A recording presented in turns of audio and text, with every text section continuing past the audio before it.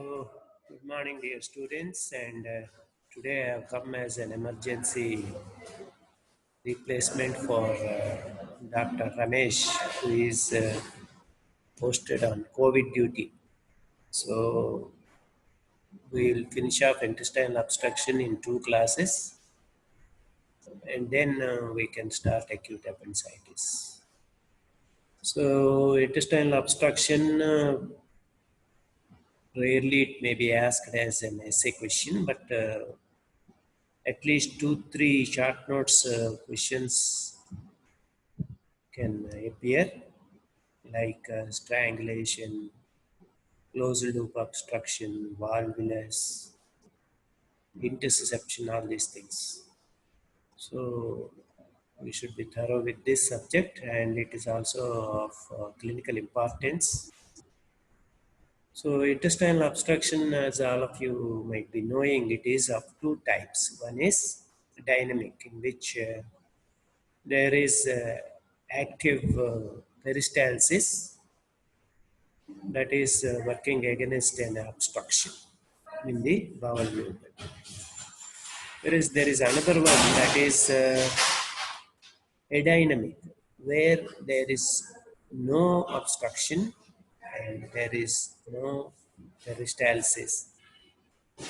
So, what do we call that in another term? Adynamic obstruction. What do we call it?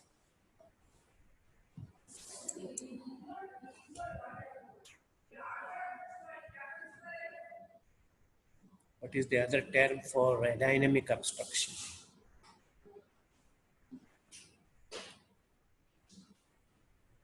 There is no peristalsis, so what is it? It's not that difficult question, I believe.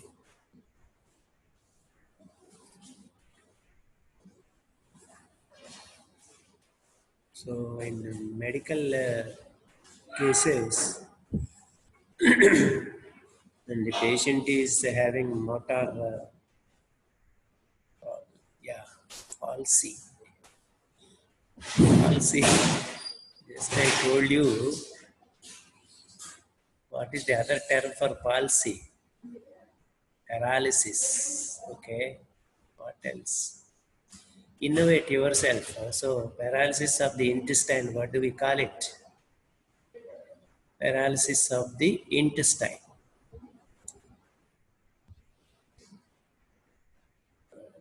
Paralytic ileus. Good. 7044. Nice. So it is called as paralytic ileus. So these are two types. One is dynamic, another is adynamic. So what are the causes of intestinal obstruction? This slide is very, very important slide. Always, if you try to enumerate the causes, you will be mentioning 3 to 4 causes, maximum 5 causes. But if you classify, then you can get more number of causes. So, it is, as already I told you, it is classified as acute intestinal obstruction is classified as dynamic and adynamic. And dynamic is again classified into 3 types. This classification, I believe, is you are familiar with. So intraluminal, that means within the lumen. What are the things that can block the lumen? So fecal impaction is the commonest cause. Then patient may ingest or induce some foreign bodies, particularly psychiatric patients, or there may be accidental ingestion. Then Bezos. What is this Bezos? Anybody? Bezos. Yes. So Bezor is hair or vegetable matter. That is correct answer. 7081. 7037 is hairball. Hairball, what do we call it? So hairball is tricho bezor, whereas vegetable is phytobezor, right? Correct. So desires, then gallstones. Peculiarly, the gallstone in the gallbladder can produce a cholecystoenteric fistula by constant irritation and inflammation, chronic inflammation. And the stone, which is a big stone, can go into the duodenum and then reach the narrowest part of intestine. What is it? What is this narrowest part of intestine? Yes. Which is the narrowest part of intestine? Ileocecal. I'm afraid it is wrong. No, ileocecal junction, wrong. Ileum. Ileum. Which portion of ileum? You are correct. Which portion of ileum? Recently, I think you have answered a question. I'm giving you a tip. You have answered a question in this regard. At that site, some other lesion is common.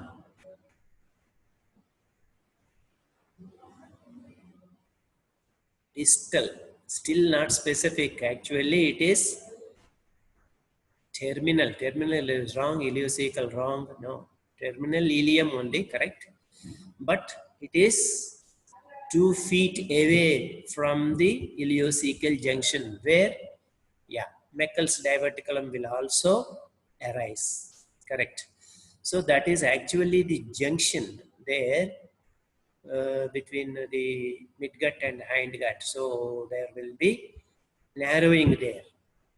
So that is the narrowest portion, about 2 feet from the ileocecal junction. Right? So that is intraluminal. That means within the lumina of the bowel. Then intramural, that means the lesion is within the wall of the bowel. As all of you know, it is stricture. Stricture, what is the common infection of the, or not infection, need not be infection, inflammation of the bowel wall that can cause stricture? Yes? Crohn's, good. Another person also answered Crohn's, good. What is the mimicker of Crohn's disease that is common in India? Tuberculosis, good. 704881, all of you. I see only these set of people, 3-4 people answering all questions. What happened to rest of the people? I don't know. All should participate. Then only there will be live and good interaction, right? That doesn't mean that you should not participate. The persons who are frequently coming, but others also should participate. So tuberculosis in Indian setup, tuberculosis is the intramural. And malignancy, of course, this malignancy is mainly in the colon, colonic carcinoma colon. Then intussusception, you might have heard in children, adults also there will be intussusception. Then volvulus, in infants there will be volvulus, but adults more pronounced and more common.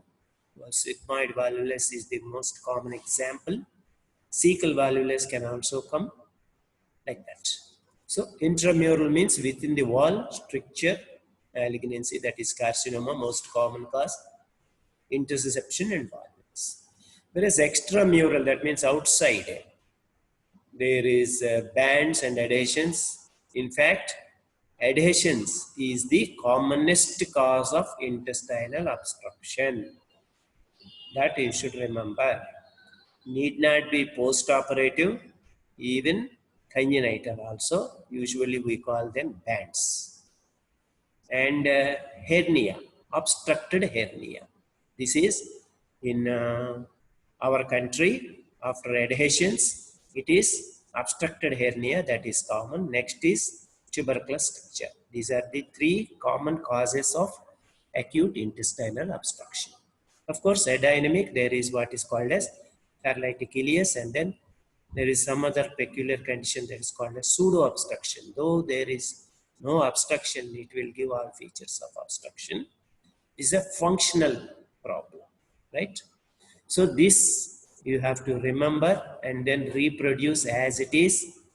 If I see answers anything other than this, copying the textbook which you are following, you will not get good marks. Okay. Then this is a nutshell, a pie diagram where you can see the incidence. As I told you, adhesions is the most common cause.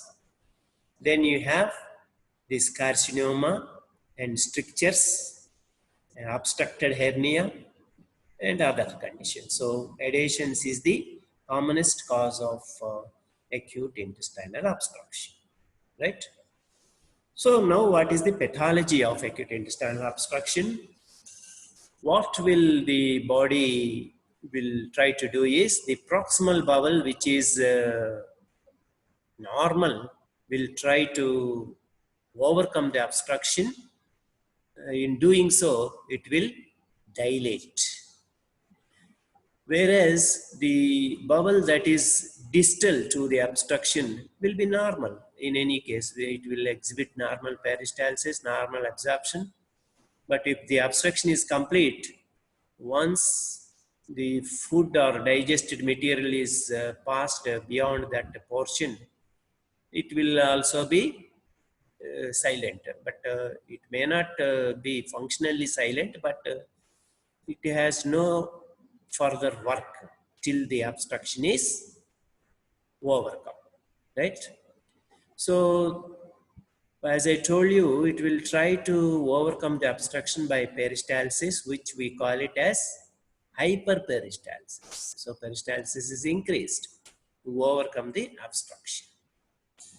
But it will also, just there is an English saying that don't flog the tired horse.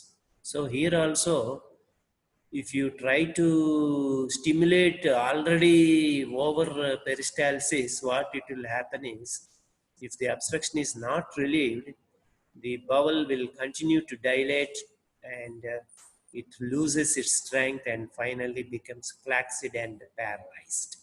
So it is compensated to a certain extent, but once it is beyond its limits, it will be decompensated. So the bowel proximal will be dilated enormously and it will be flaccid. Okay. So this is the pathogenesis, how it happens. So you should remember that distal bowel is normal, whereas it is the proximal bowel which will try to overcome the obstruction, but it may be successful or it may fail. Okay. So as I told you, the proximal bowel will distend. Why it is distending, you should know. Mainly it is the gas, that is the swallowed air. I hope you all know that while talking, while eating also, we will swallow air. So that air will be either absorbed or passed out. But in case if it is obstructed, what will happen is there is defective absorption. So that air will stay long. In addition, there is, if the obstruction is for prolonged period, there is overgrowth of either anaerobic or aerobic organisms. So the body may absorb, or these organisms may utilize oxygen and carbon dioxide, but ultimately it is the nitrogen. So just like in the air, how nitrogen is the maximum. So what is the percentage of nitrogen in the atmospheric air? Can anybody tell me? Nitrogen atmospheric air, what is the concentration? All of you have completed. Yeah, it is around, good, around 70 to 75 to good. All of you are participating. I'm happy. This is how you should all be active. Then will be, yeah, it is above 70, maybe almost reaching not 80, but less than 80, 79, because 20% is oxygen, isn't it? So then what is this H2S? After nitrogen, it is the nitrogen is odorless, whereas H2S, this also in intermediate you might have hydrogen sulfide. Good. So rotten egg, yeah, correct. Not disulfide, hydrogen sulfide only. Disulfide means S2, should be S2. Okay, good. Yeah, like that you should participate. So hydrogen sulfide also will be there, right? So in addition to gas, there is fluid. You all must be knowing that the saliva, bile, pancreatic, gastric, all these will secrete fluids, isn't it? And it may be each 0.5 to 1 liter, the above 3. Gastric itself is almost 2 liters or 1.5 liters. Then gut will secrete some fluid. What do we call it? It is almost 3 liters per 24 hours. What is the secretion of small bowel is called as? Yes? Secretion of small bowel. Way back in physiology, you might have heard it. Succus inticus. No, spelling is wrong, but your meaning is correct. Succus entericus. Yeah, 7074. Good. Uh, entericus. Succus entericus. Good. So,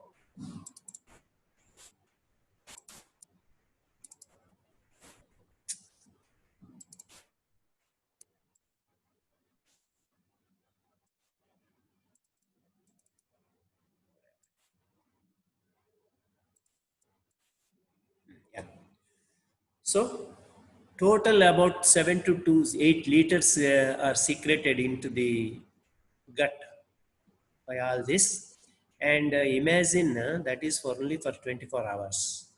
So what will happen into it? I'll tell you. Though it is secreted, there is reduced oral intake. The intestine is not absorbing it, and most of it is vomited out. Or it may be, again, there may be sequestration back into the lumen, and some of it may translate into the peritoneal cavity. So ultimately, the balance, what will happen is the patient will go into dehydration and there is naturally electrolyte loss. So these are all the causes for dehydration and electrolyte loss in a case of acute intestinal obstruction. Naturally, because the patient is vomiting, he will reduce his oral intake. Then there is defective absorption and it may be sequestrated back into the lumen or it may translate into the peritoneal cavity. That's why there is huge distension of the proximal gut and abdomen also will be seen distended. So the distension causes are either gas or fluid, right? So there is something what is called as closed loop obstruction. What is this closed loop? Closed loop means the bowel loop is closed. See, this is afferent, this is efferent. So in between it is pressed against by either radiation or it may be volvulus or anything here, the lesion. So this loop has become a closed loop, right? This is as far as small bowel is concerned. Whereas large bowel also there may be closed loop. That is when this ileocecal valve is competent. See here, they have drawn this. The ileocecal valve will not allow efflux back into the intestine. It will only allow influx into the cecum only. So in 30% of cases, the ileocecal valve is competent. Then what will happen? This is the lesion. It need not be here. It may be distal also in the sigmoidorectal junction. then what will happen? The proximal colon will dilate enormously. Cecum will bear the maximum brunt. So it is where it may dilate and then ultimately get perforated. So just like a balloon that gets punctured, the cecum also can get perforated. Okay, that is closed loop obstruction. So either the lesion is outside the lumen, extraluminar or extramural, or within the wall, that is the intramural carcinoma mostly, or it may be structure also, but rare in cecum or colon. Okay, so this is how closed loop obstruction due to band. You can see that this band has closed this loop. There is no either inflow or outflow into the other gut. So this is distended enormously. So that is closed loop obstruction. Okay. So that's what I have explained just now. So bowel obstruction at both proximal and distal points. So distension is confined usually to the closed loop. Here you can see that this bowel is though dilated not to that extent as this bowel. Then proximal bowel may not be typically dilated. Whereas internal is mainly due to malignant stricture of the colon with competent ileocecal. This is a prerequisite for closed loop obstruction in the colon. There should be competent ileocecal valve. Otherwise, the pressure will be transmitted to the ileum and then jejunum like that. So in a reverse way. For that not to happen, you should have the competent ileocecal valve. So increased luminal pressure, raised SSA, and then there is impairment of blood flow, which results in either necrosis or even perforation. That is the reason for cecal perforation. Okay. So then now let us classify the acute intestinal obstruction. Already you have known that it is of two types. One is dynamic and adynamic, whereas the other classification are acute and chronic.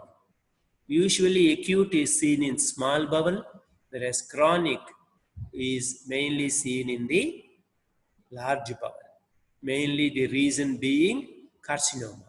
So most of the cases of carcinoma of the colon, mainly in the sigmoidorectal junction, they will be chronic obstruction of the lumen, and finally, once the lumen is closed, then it is called as what is called as acute and chronic.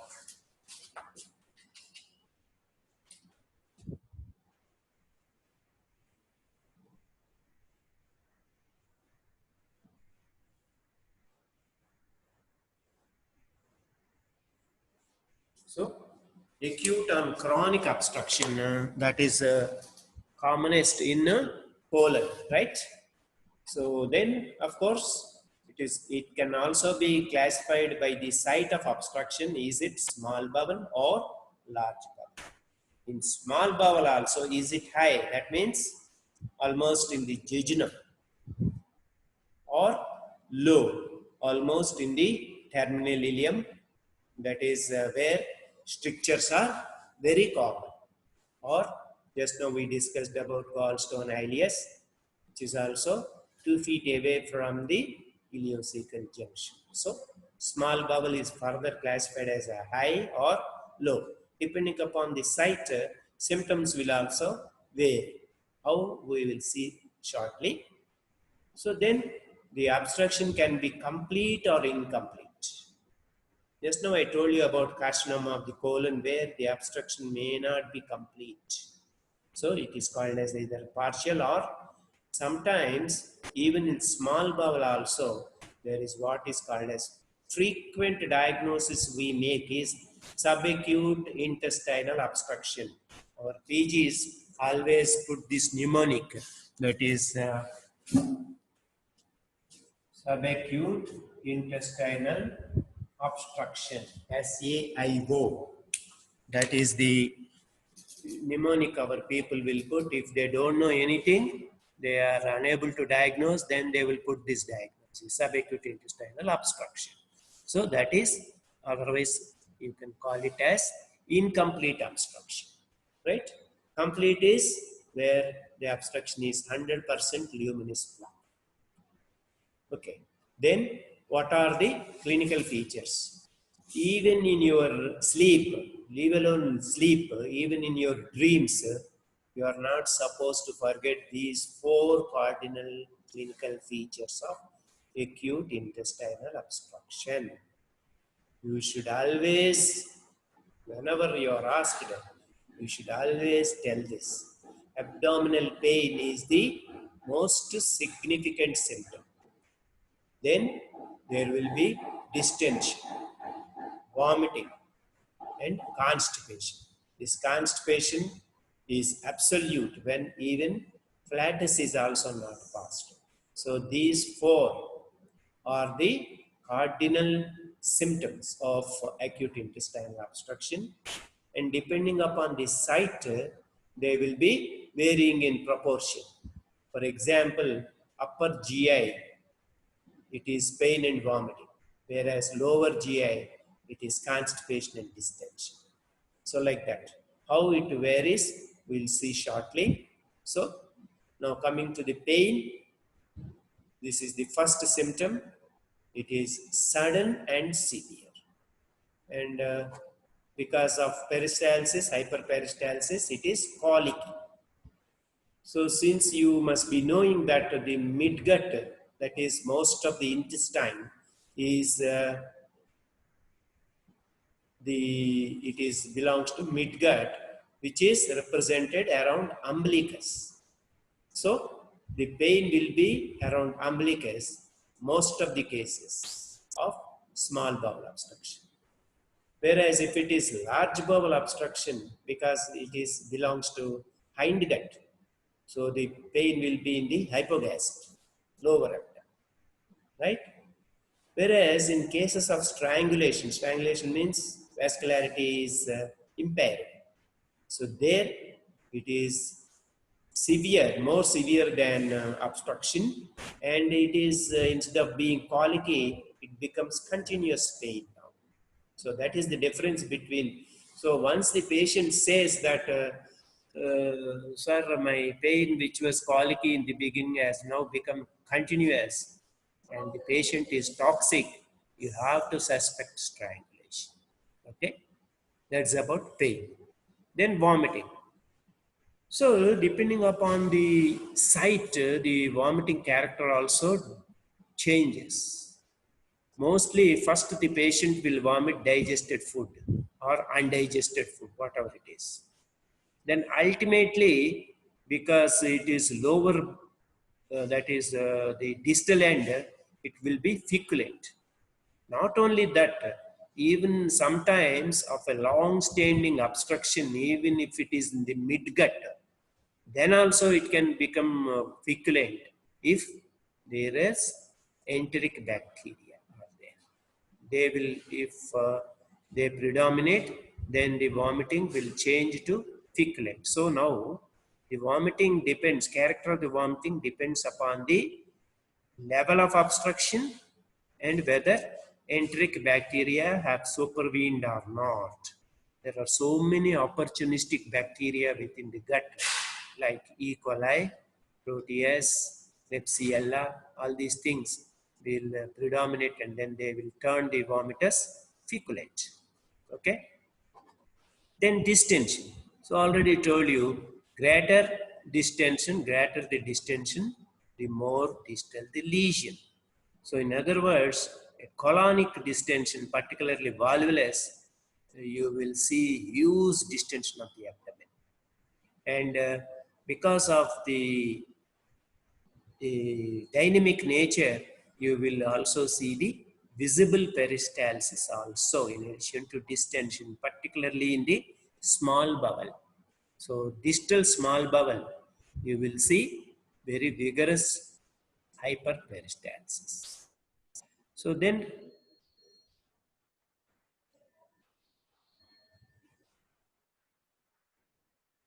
so am I audible? Here we had power loss. No, it has come back. Okay. Am I audible or not? They are also unable to chat. Yes. Okay. Thank you. So constipation. The next thing is, so in complete intestinal obstruction, there will be constipation. As I already told you, if it is absolute, there is not even flatus. So what is this Richter's hernia? Richter's hernia. What is this? Might have heard about it.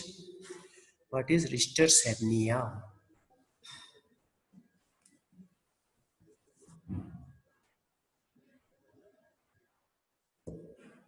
Yeah, intestinal loop, Meckel's. No,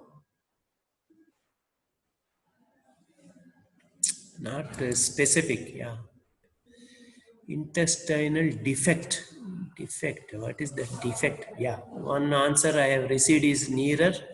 So 7143 anti-mesenteric wall or site. So actually you should have answered partial anti-mesenteric border, partial obstruction. So the complete lumen is not blocked, but there is strangulation.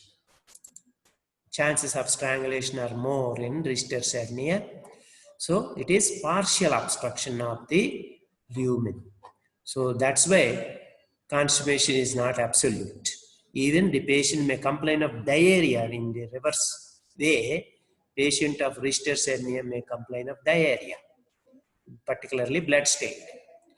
Then gallstone ileus also is not always complete obstruction, and mesenteric vascular occlusion also. Of course, this is not for your level. If you can remember Richter's hernia, that's more than enough. Okay. Now coming to the sites. So high small bowel obstruction, that means proximal bowel, small bowel like jejunum. Vomiting is early and very profuse. In fact, you will suspect gastritis in these lesions. Usually, proximal bowel lesions, you will suspect gastroduodenal lesions. That is the problem. That's why they are missed. And sometimes what will happen is because our endoscopies don't go beyond second part in most of the endoscopes, they will say everything normal, but the lesion is in the distal portion. Suppose there is what is called as Wilkie's syndrome. Can anybody tell me what is Wilkie's syndrome? I will write the spelling of it for your convenience.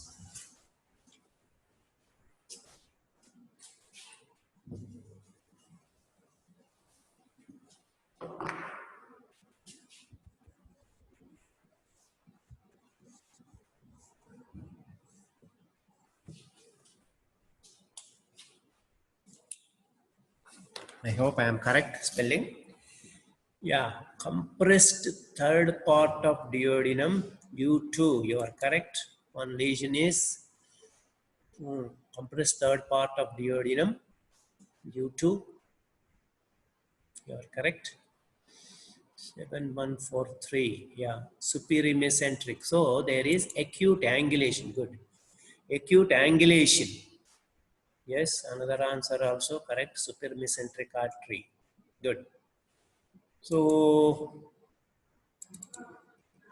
because of this problem, usually it is misdiagnosed, or the diagnosis will be delayed unless you have high index of suspicion of Wilkie's. Usually you will think it is either a gastritis or some gastroduodenal portion.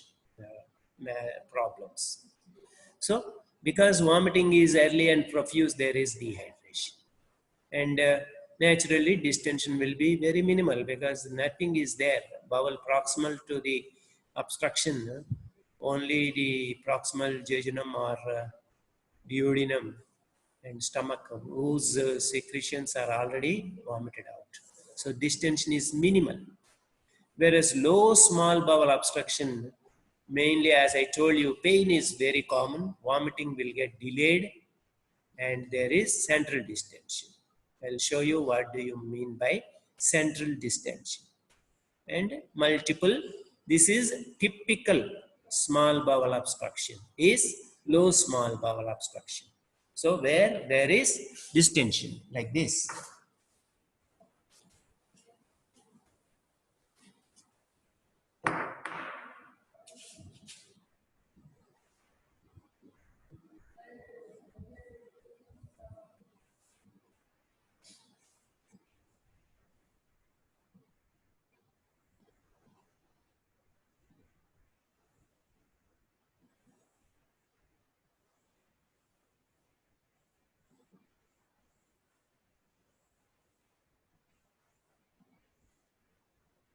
So suppose the obstruction is here, let us say, the portion here is very minimal and there is no scope for distension. Whereas if the obstruction is here, this whole gut, I hope you know the length of the small bowel. Is it, how much, what is the length of small bowel? Anybody tell me the length of small bowel?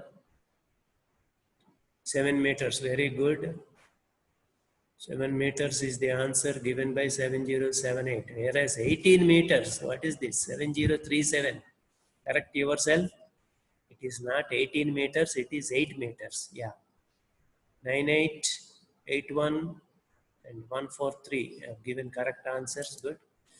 So 44 also. Yeah. So it is 7 meters and whole thing will get distended. So that's why distension is more and then is in this central.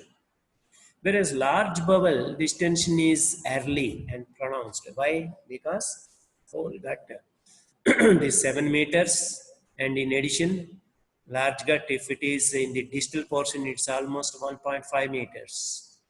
So all these 8 to 9 meters of gut is distended and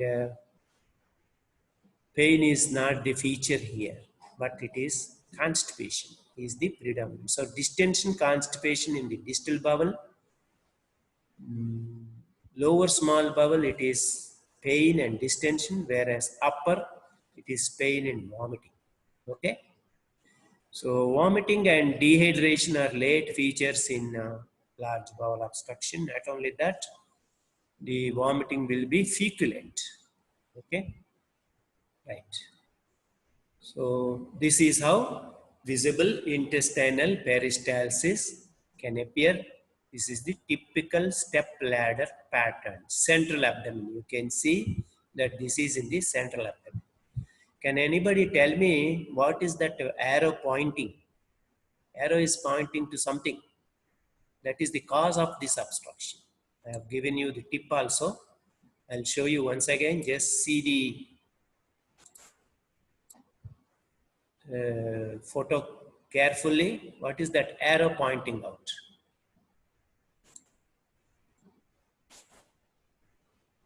Very good. Strangulated hernia. Hernia. I will give you marks if you tell me what is that hernia. Yeah. Before I completed my question, 7037, good. It is a femoral hernia. Please be careful in assessing. So you are correct. So this is the site for femoral hernia, that is down and lateral. Whereas if it is inguinal, it will be here, up and medial. So inguinal will be here, femoral is here. So suppose once it happened to me, when I was a postgraduate, still I remember, same case, femoral hernia. I have seen the case and I have asked our duty assistant surgeon, sir, there is a case of intestinal obstruction. Please come and operate. So he said, have you examined it thoroughly? What is the cause? I said, most probably adhesion, sir, because I know that that is the commonest cause. He said, did you examine thoroughly? Yes, sir, I have examined. Then he believed me because I was at that time, I think, finished second year and entered final year. He believed me and then opened the abdomen and not bothered. He also not, the mistake he did was he didn't expose this part. So the sister has put drapes here, so he didn't see this part. So he has opened the abdomen only to see that a loop of bowel is entering the femoral hernia, femoral canal. Then he scolded me like anything, and the sister also. But his fault is he should have exposed the part before operating. So for a femoral hernia, it is enough if you open here, need not open the abdomen.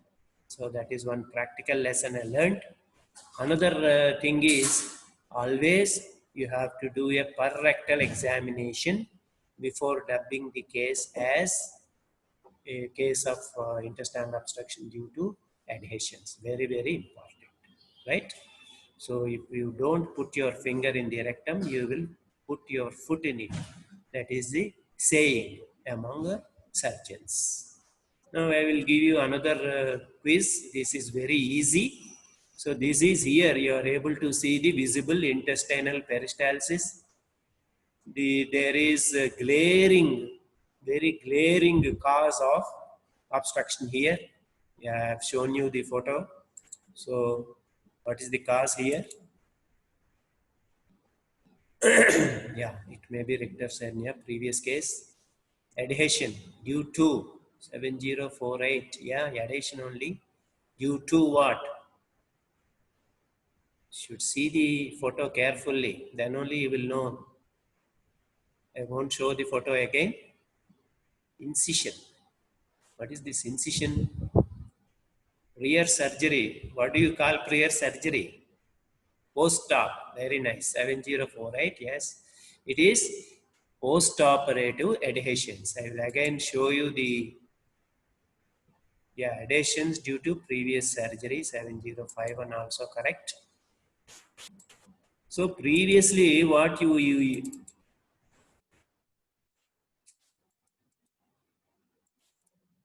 what we used to do is our elders, not we. I usually used to desist this incision. This is called as a paramedian incision, and in this case, they might have suspected appendicitis. In those days, we didn't have this ultrasound, leave alone CT scan. So the cheapest diagnostic method is laparotomy. So most of the surgeons in those days used to operate like this, give a paramedian incision. In those days, they used to fear to give midline incisions. Nowadays, if we have doubt, we give midline incision. But there was a misapprehension that if you give midline incision, it will not heal properly and it will result in hernia. Whereas actually it is paramedian incision which is problematic. See what it has caused here. Here they have given a paramedian and then I don't know whether they have operated anything or just closed it. There used to be surgeons, not surgeons, qualified surgeons, MBBS doctors who were having some problem with their finances. They used to induce patients to undergo surgery. What they used to do is simply give incision and close it. So depends on the amount they give. If they give more, they will go up to peritoneum. If they don't give much, they will give incision on the skin and then close it. So like that. But in this case, they might have opened the abdomen. That's why there are post-operative adhesions leading to acute intestinal obstruction, right? Yeah. So yes, now let us go back. So what are the other features of acute small bowel obstruction? One is dehydration. Naturally, already I explained the reason for dehydration. Then if there is pronounced tenderness, mild tenderness will be there, but if it is pronounced or even if there is rebound tenderness, then you have to think of ischemia and going for strangulation, impending strangulation. Then bowel sounds will be hyperperistalsis. You will hear borborygmi, we call them. So high pitched, and in long standing, as I told you, it will result in paralysis. So absent, or sometimes what is called as metallic tinkling sounds will be heard. Then suppose there is infarction or peritonitis, it will lead to peritonitis. The features which we have recently discussed about perforation peritonitis will all set in. So tenderness, rebound tenderness, rigidity, and silent abdomen will be there. Pyrexia is rare in intestinal obstruction. It will be on sinister same sign if it will tell you that there may be ischemia perforation. Okay. Strangulation, there is peculiarly hyperkalemia will be there, hyperamylagemia will be there, LDH will be raised, leukocytosis or leukopenia, usually leukocytosis, but if it is gone into irreversible shock, then leukopenia also. So that is about the other signs apart from the classical symptoms and signs. Four classical symptoms and signs. This is dehydration, tenderness, vowel sounds high pitched, peritonitis, pyrexia, and strangulation. So now let us concentrate on strangulation. So here the bowel in addition to obstruction will become ischemic as blood supply is compromised. What are the reasons for this? One is direct pressure on the bowel wall. So just now I have shown you a hernia, and if it becomes, as somebody has pointed out, Richter's hernia, then there is strangulation. Similarly, in closed loop obstruction also I have shown you the pressure on the bowel wall, adhesions or bands directly on the wall, that will lead to compromising blood supply. And directly also mesenteric vascular supply will be, arterial supply will be blocked. Actually it is the vein first, then artery. So the venous supply is impaired first because they are least resistant. Whereas arteries will resist to some extent, then finally they will also yield.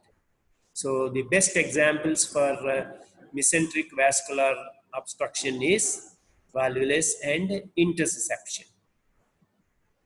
Then of course, in closed loop obstruction also, there is intraluminal pressure leading to, particularly I have told you about cecum, how it can undergo necrosis and then perforation. So these are the reasons for strangulation. So direct on the bowel wall, directly the blood flow, or because of increased intraluminal pressure. So distension, already I told you about closed loop obstruction on the bowel wall. Richter also only part of the bowel wall. So it is the venous that is first compromised. Then of course, once this blood supply is compromised, what will happen is, just like peritonitis, there is translocation of organisms and they will set up infection. So this is more so particularly in elderly patients with comorbidities like diabetes. I already told you if it is extensive, it will undergo necrosis. Finally, the patient will land in circulatory failure. Okay. So here, what are the differences between a viable bowel and strangulated bowel is here pain is not absent, it is not colicky, it is continuous now. Shock, already told you, there will be increased tenderness, guarding, rigidity, everything will be there. This may be given as a short notes for you, strangulated, obstructed hernia. So then clinically what will happen, they will ask in hernia, suppose long case you get hernia, they will ask you what will happen to the hernia mass. It will become tense, tender and irreducible. So the mass so far which was elastic, non-tender and reducible will become tense, tender, irreducible. So this phrase you should never forget even in your sleep, tense and tender and irreducible. No expansile cough impulse because the lumen is blocked, there is no expansile cough impulse. Skin also will become purplish. Okay, this is the characteristic feature of a strangulated inguinal or femoral hernia, right? So now let us go to the investigations of acute intestinal obstruction. So the plain X-ray is the mainstay. Whenever you suspect intestinal obstruction, you have to take a plain X-ray. And previously we used to insist it should be in erect posture. Nowadays, we should not trouble the patient much. If a patient already obstructed, he may not be able to stand properly. So even if he is on supine, you can take X-ray. And depending upon the bowel involved, the changes will be there. So the jejunum is valvulae conventis. This is very, very important. What is this valvulae conventis? It is like a concertina, or in a layman term, it is step ladder pattern. So what will happen? These will pass across the width, total width of the bowel, and they are complete and regularly placed. How they will appear, I will show you.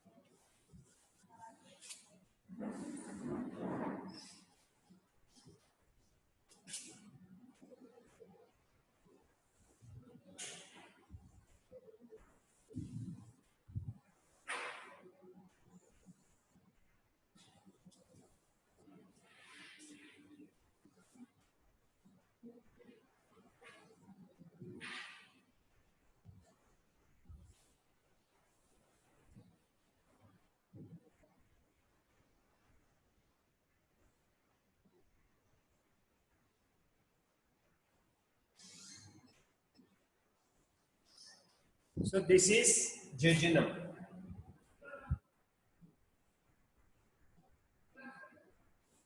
Whereas distal ileum is like this. Whereas colon is different.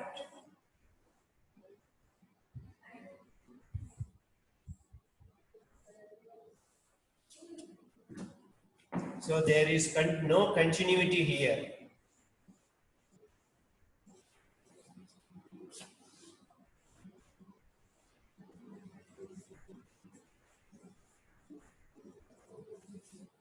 So that is the concertina effect, as I shown you. So jejunum will be, they will pass across the width, whole width, and they are complete and regularly spaced. Whereas distal ileum, it is featureless. So nothing, smooth, whereas of course cecum is different. It's only just like a bulb. That's why it is called a cecal bulb also.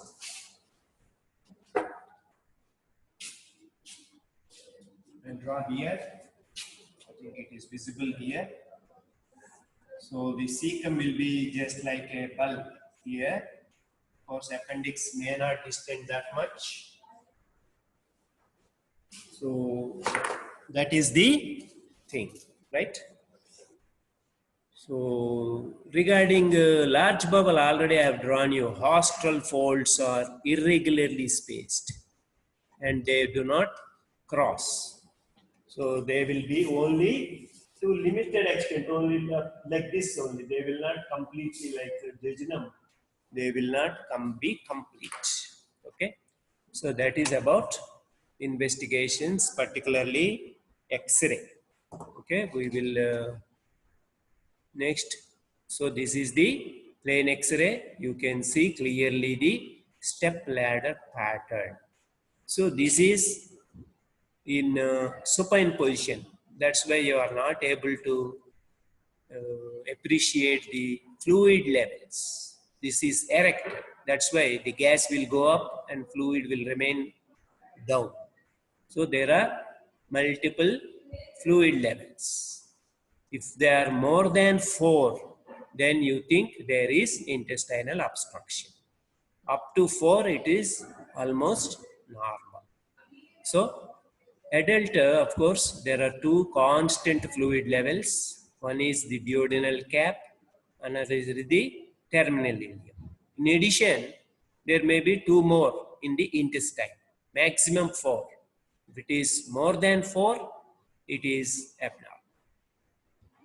Then, of course, infants don't bother. There will be multiple.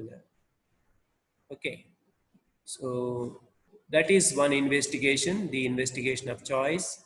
Of course, second investigation is nowadays people started injecting water soluble contrast, not barium. Please bear in mind, not barium. It is water soluble, about 100 ml. You can give and then see the time when it reaches the colon. If it is between 4 to 24 hours, that means there is no obstruction, or at least it is partial. But if it is beyond 24 hours, it is not reaching, means there is definite obstruction. And by this method, what we are doing is we are reducing the chances of surgery or the need for surgery. Okay. Then nowadays, the instead of plain X-ray, CT scan is the one which we are relying more, because it will tell you the site and the cause also it will give you. But strangulation, it is a bit difficult. But if there is less enhancement of the wall, you can even diagnose strangulation by CT scan. So the main advantage is you can know the cause also preoperatively, so that you can plan that particular surgery. Okay. So I think so that is the CT scan appearance. You can appreciate the multiple fluid and gas filled bowel loops, right? So in the next class, we'll talk about the treatment and management of acute intestinal obstruction. Okay. If you have any doubts, you just ask.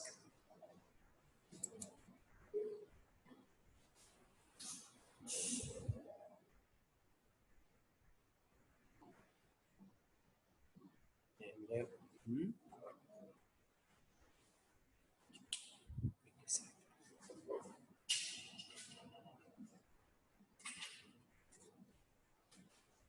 okay. Thank you.